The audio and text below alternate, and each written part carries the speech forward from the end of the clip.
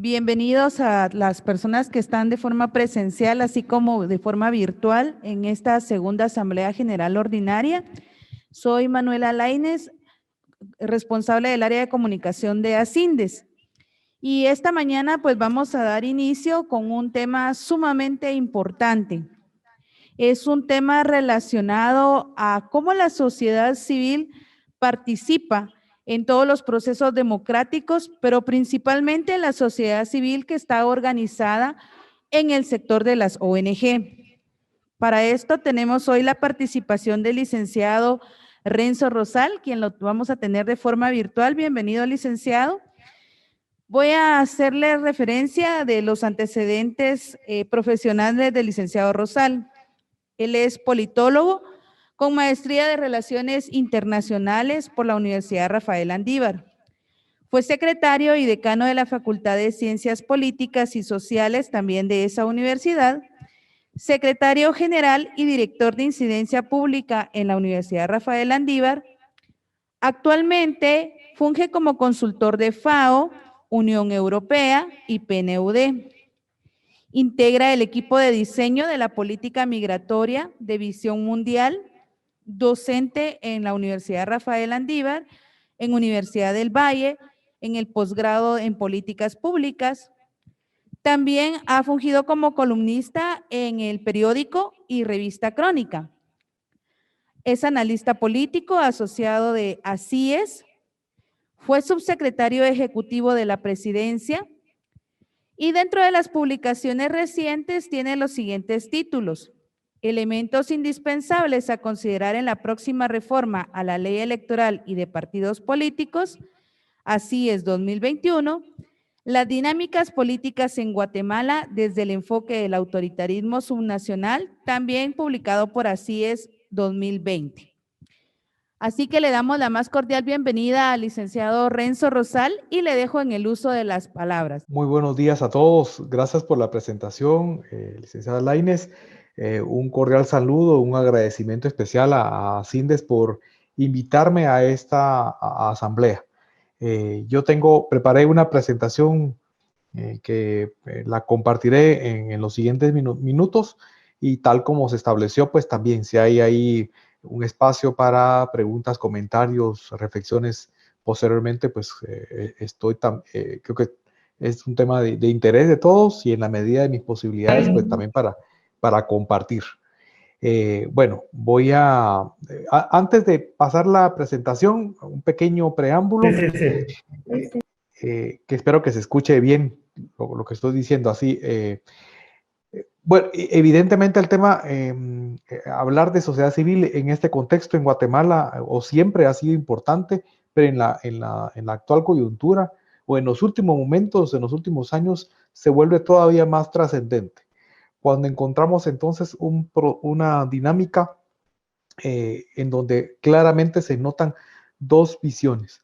Por un lado, una apuesta fundamental de la sociedad civil en términos de abrirse a una serie de campos en donde por un lado el Estado está cada vez menos presente y en donde esta sociedad con sus diversas expresiones demandan precisamente roles que quizás en años previos no se tenían con la suficiente fuerza, que va desde la atención, que va desde la representación social, que va desde la articulación, desde la participación como tal, del reconocimiento de la legitimidad hasta la demanda, las reivindicaciones. Es un abanico que se ha ido extendiendo enormemente.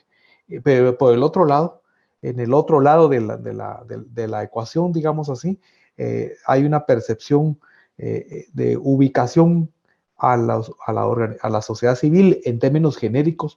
Por supuesto que después podemos hacer algunos matices, algunas separaciones importantes, pero ubicarlas como un actor sí protagónico, pero un actor sobre el cual existen condicionamientos.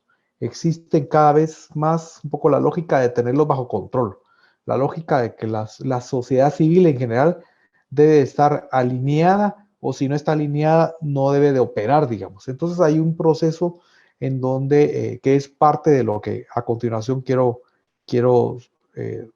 solamente utilizar este preámbulo para ello, como introducción.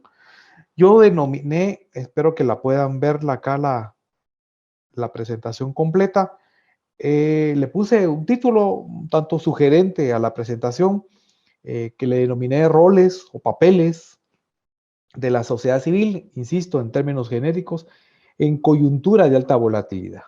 Me parece en principio que no estamos hablando solo de una coyuntura, sino una acumulación de coyunturas. Inclusive el concepto de coyuntura creo que nos quedó corto, porque estamos viendo unas intensidades muy fuertes. Pero bueno, en cualquier caso, esa es un poco la denominación que me sirve de marco para lo que quiero a continuación presentar con ustedes.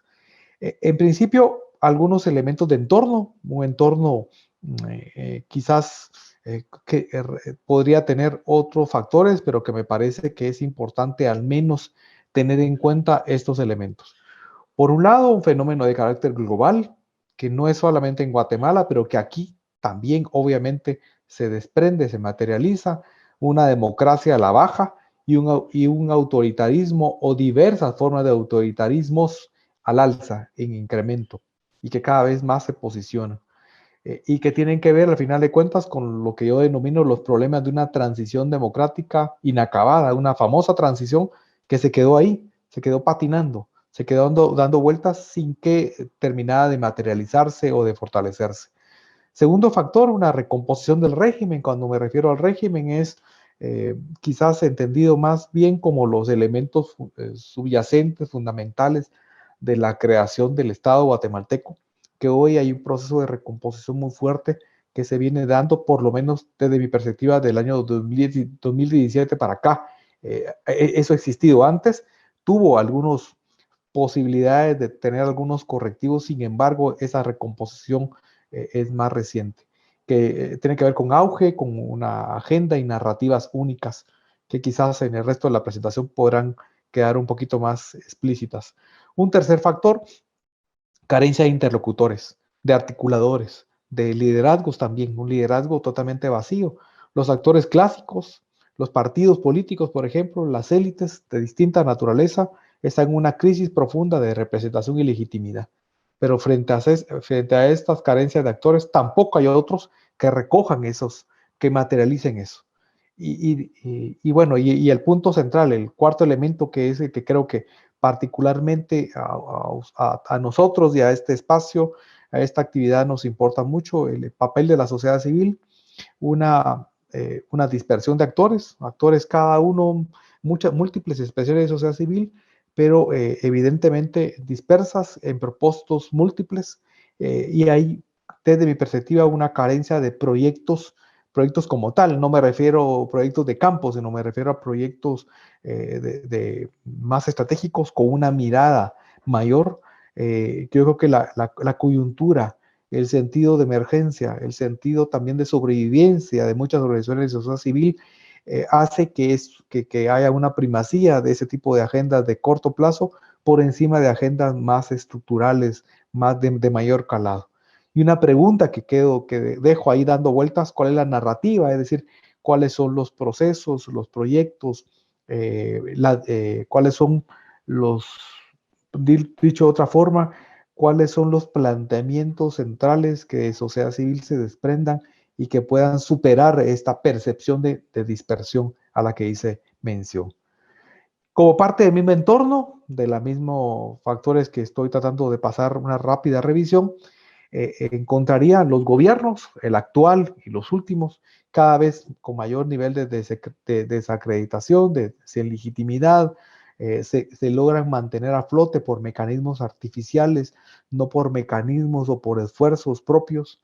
Hoy por hoy tenemos en la coyuntura, en los hechos más recientes, el tema de las vacunas, el tema cómo se apela y cómo cada vez más ahí vemos la materialización del desorden, de la ineficiencia, de la mediocridad en el modelo o en los modelos de gestión pública, y cómo frente a eso vienen las donaciones tipo la de Estados Unidos y otras más que se han dado, y que eso al final de cuentas tiene un objetivo político que es estabilizar las circunstancias, en tanto y en cuanto esto no transite por procesos de mayor cuestionamiento.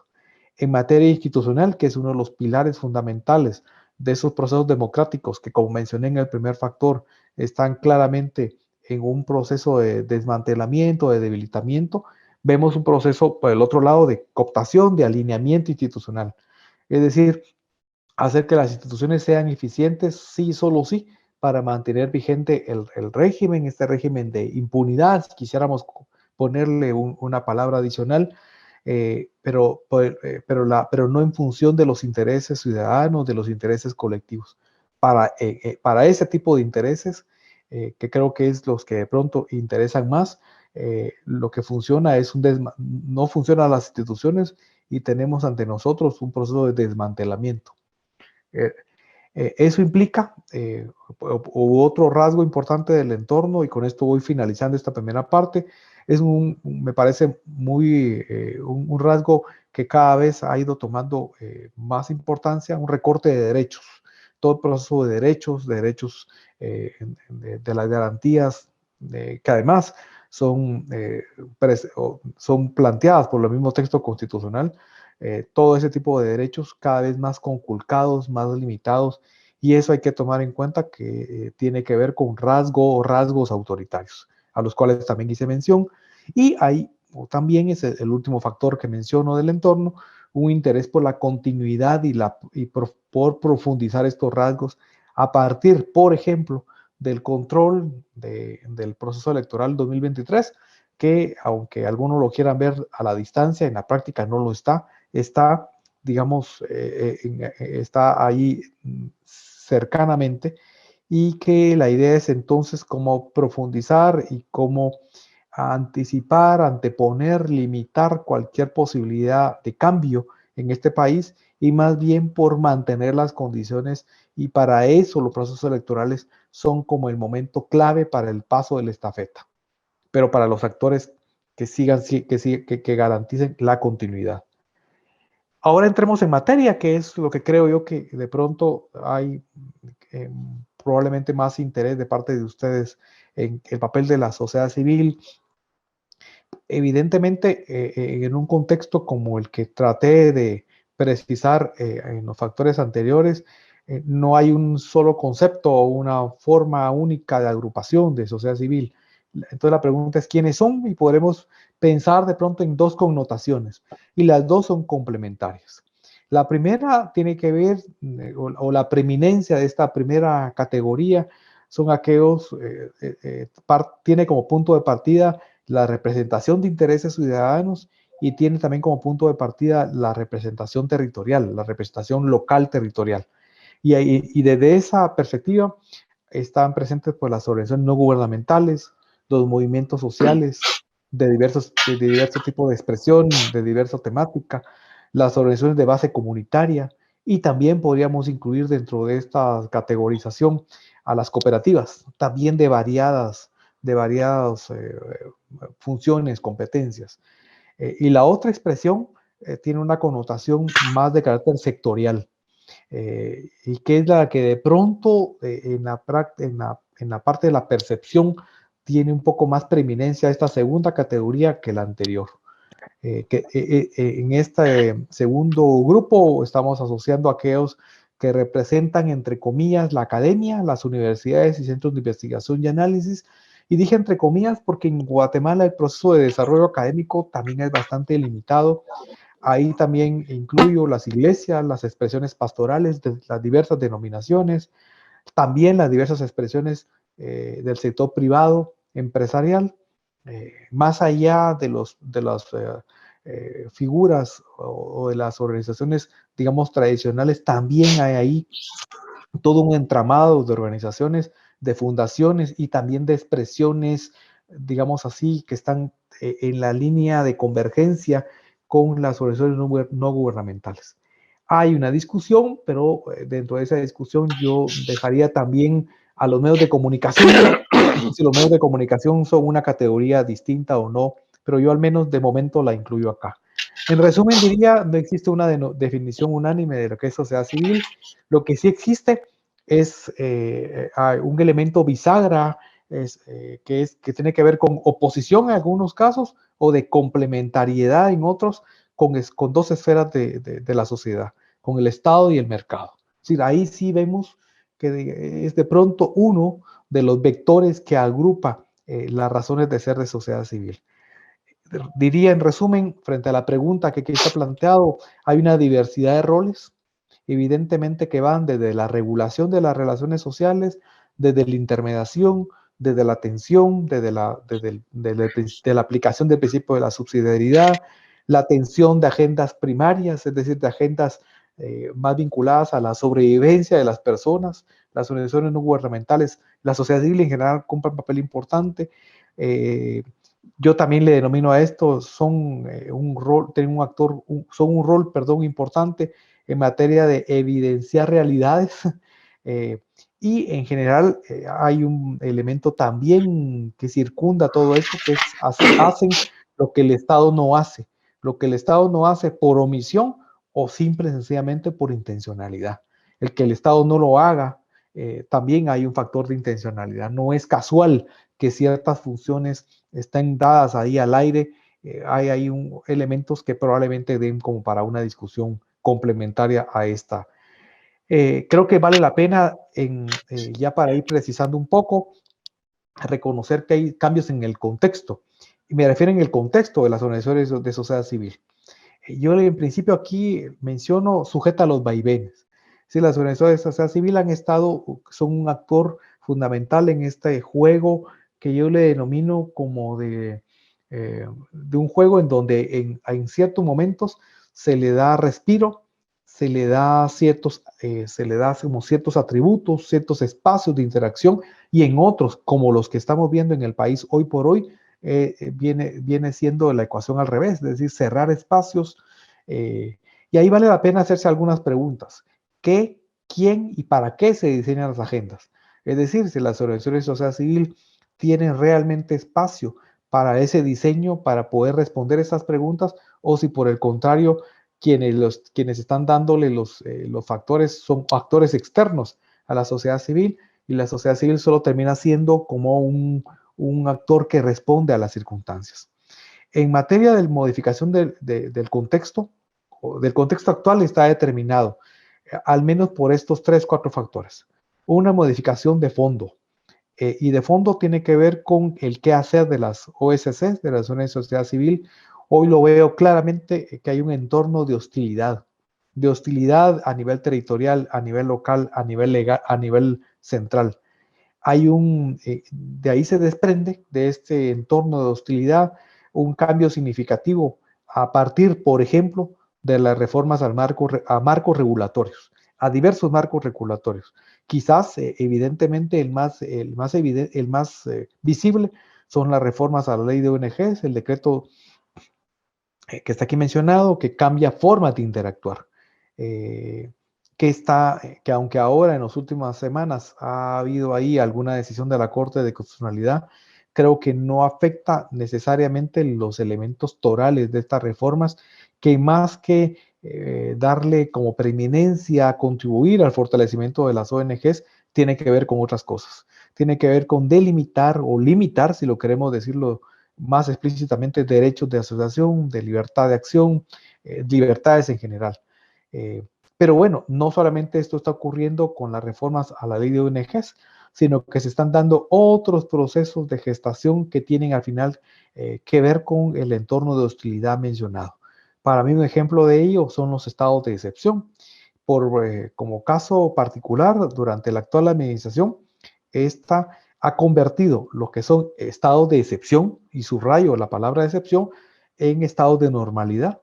Casi que no ha habido semanas de los últimos 18 meses, inclusive desde antes de la oficialización de la llegada de la pandemia del COVID-19 al país, en donde no hemos estado bajo diversos tipos de estados, de acuerdo a lo que plantea la ley de orden público, sino son con el argumento de la inseguridad, el aumento de la criminalidad. Después está por el tema de la pandemia, ahora más recientemente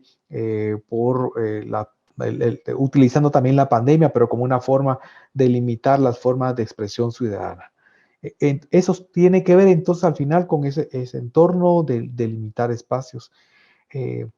Anteriormente, desde siempre, creo yo, especialmente por ejemplo, desde la suscripción de los acuerdos de paz, 1996, las organizaciones de sociedad civil han transitado entonces por momentos de mayor amplitud de dinámicas, pero la coyuntura siempre ha determinado muchísimo los movimientos, hasta dónde da esto.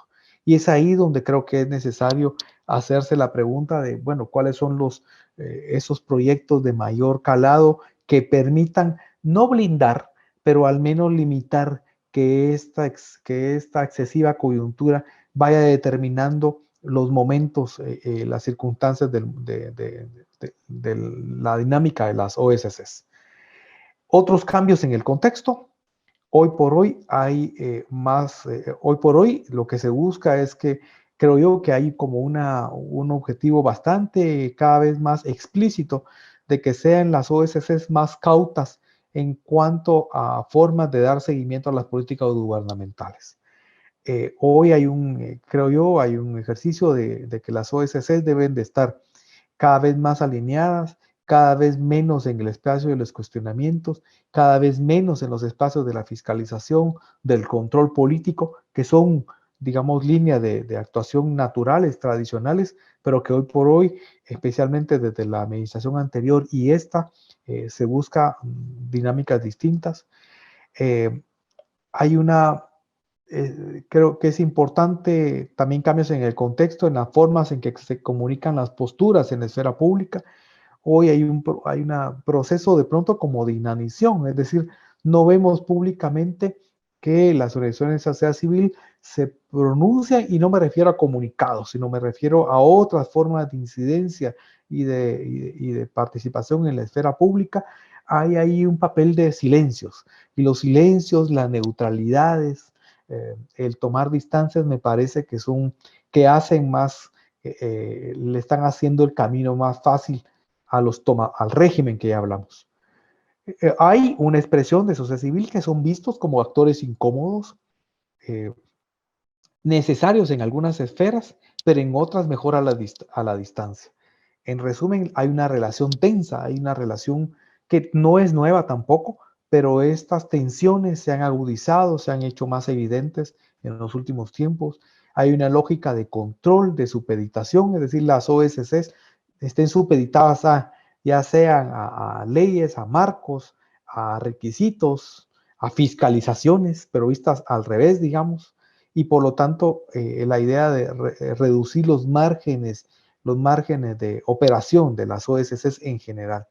Se busca también, creo, cada vez de forma más abiertas, neutralidades, que operan iniciativas, pero que no articulen, es decir, que sean ejecutoras, con diversos tipos de recursos, algunas con recursos públicos, algunas con un mix entre recursos públicos y recursos que tengan que gestionar por su lado, y otras que tengan que ver con la sobrevivencia diaria, pero que mejor que se dediquen a eso, a operar iniciativas, pero que no tengan roles políticos o roles de control del poder como tal. Y ahí, en esencia, me parece que hay un elemento que sí creo que es toral, y se los dejo a ustedes para su discusión y para su análisis. Las OSCs, en sus diversas expresiones, hay un propósito que me parece que también es vinculante. Es el sentido transformador, el sentido del cambio social, la transformación de las sociedades, de las comunidades, de los ejercicios de ciudadanía. Eso es un elemento que desde diferentes perspectivas las OSCs sí las agrupan. Hoy creo yo que hay un propósito un poco a nivel global, pero expresado en el caso guatemalteco con mucha fuerza, de que ese sentido transformador se vaya alejando, que no, hoy por hoy, alejémonos de cualquier imaginario, de cualquier narrativa que tenga que ver con el cambio social. Reitero, una línea clave aquí es no tocar, menos alterar el poder. Hasta ahí, a eso me refiero, ya aquí hago referencia nuevamente a los límites, unos límites o unos márgenes cada vez más reducidos, que ponen también, o que deberían de poner, como son señales evidentemente de una alarma, ya no amarilla, sino roja, intensa, que requiere también hacerse la otra parte de las preguntas. ¿Y cómo lo están viendo las OSCs? ¿Cómo lo están asumiendo si están dispuestas digamos, a atender a esos márgenes reducidos o si por el contrario hay proyectos alternos. Dejo abierta la pregunta. Creo yo que vale la pena tomar en cuenta, especialmente por la membresía que está representado en Asyndes, o por lo menos así lo veo. Es importante ver también, además de los cambios ya mencionados, que otros se están generando en el entorno territorial o en los entornos locales. Porque aquí en estos entornos más específicos se están dando algunas circunstancias que me parece que tienen una mirada más, que deberían de tener una mirada más focalizada. Y expreso 5 cosas, 5 factores que son como factores de agrupación, pero creo que vale la pena subrayar. Uno es que las dinámicas locales están en un constante y profundo cambio. Hoy por hoy, hasta hace algunas décadas atrás, se pensaba que lo central determinaba lo local. Hoy, evidentemente, la lógica está al revés. Lo local tiene sus propias circunstancias, a las que yo denomino dinámicas. Inclusive las dinámicas locales van determinando cambios en la dinámica central. Entonces hay un cambio esencial. Y ahí creo que, por ejemplo, solo basta revisar los resultados electorales, por mencionarles una variable.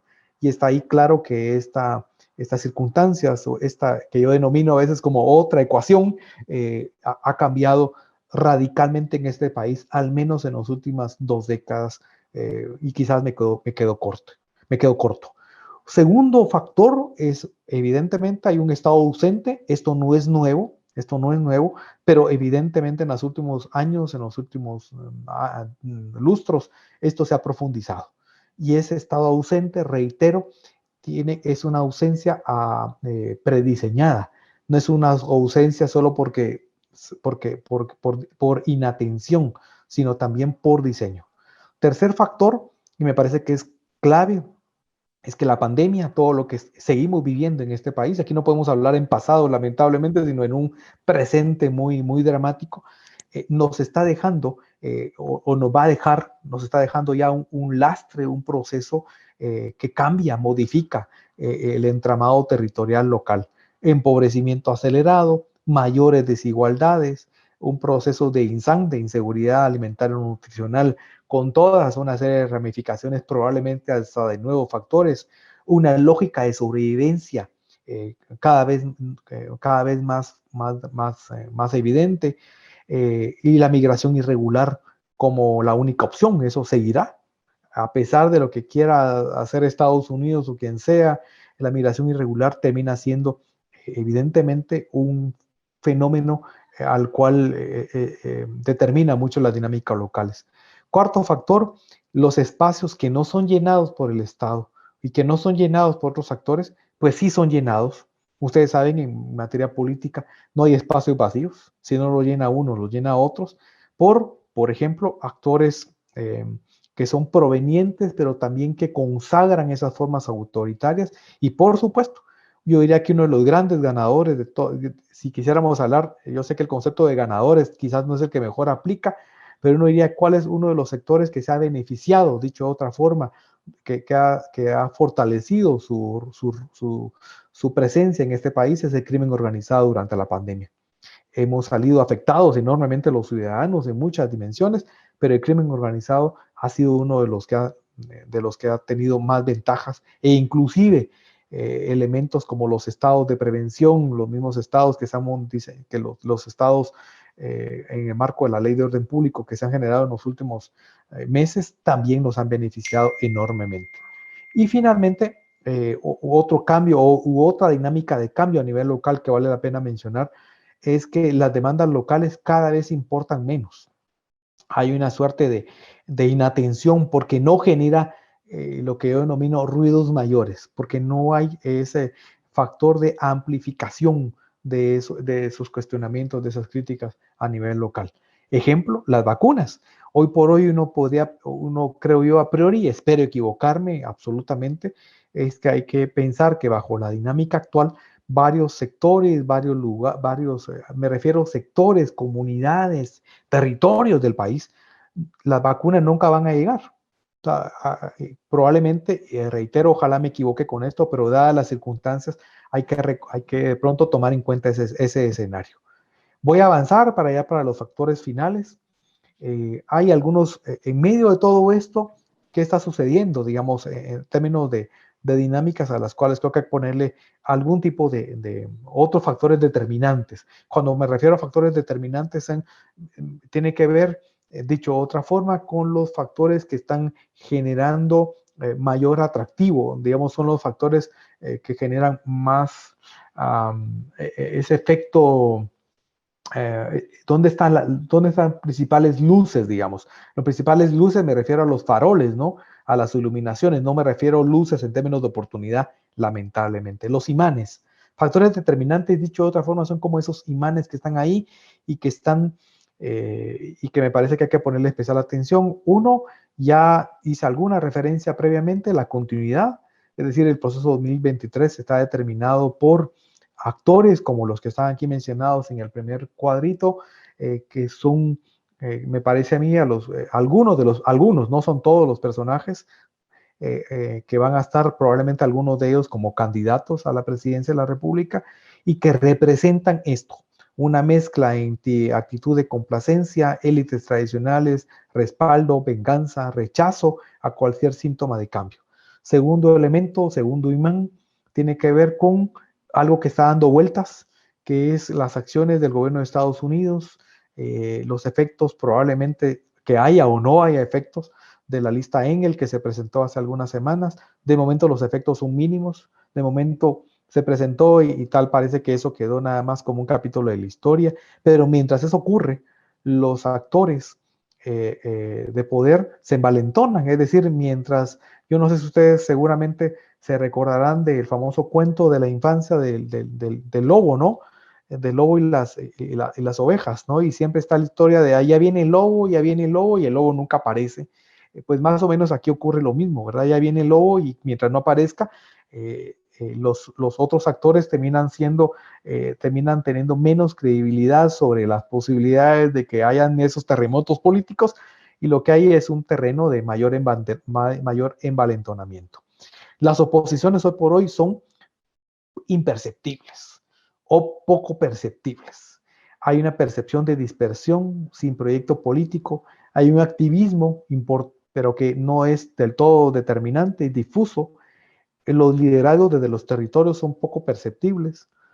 A mí me parece, por ejemplo, un caso importante, el mare magnum que se generó durante algunos días, cuando el presidente de los 48 cantones de Totonicapán, en un acto público en el Palacio de la Paz, en el Palacio Nacional, hizo unas declaraciones importantes, valientes, positivas, pero genera bastante atención, porque esos liderazgos territoriales, que los existen y que hay, y creo yo que pueden ser bastantes, son poco perceptibles. Cuando digo que el liderazgo de los territorios, reconozco que seguramente los hay, pero el tema es la posibilidad de amplificación. Y el último elemento que aquí menciono son espacios de oportunidad. Hay que ver esto siempre desde un ámbito por lo menos, ya no del todo negativo, sino con un cierto aliento de optimismo. ¿Y por dónde lo veo?